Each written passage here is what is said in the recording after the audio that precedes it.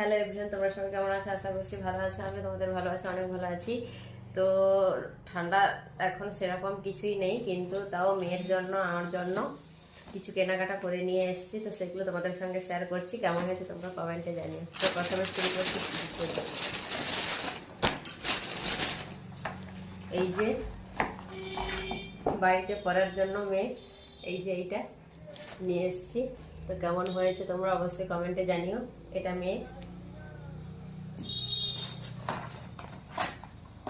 তারপর এই যে এগুলো হচ্ছে আমিও বাড়িতে পরবো বলে, এত ঠান্ডা মেঝে, তার জন্য এগুলো না জুতো পরলে তুলতে পারবো না, সেই জন্য মেয়ের জন্য আমার জন্য এগুলো নিয়ে এসেছি।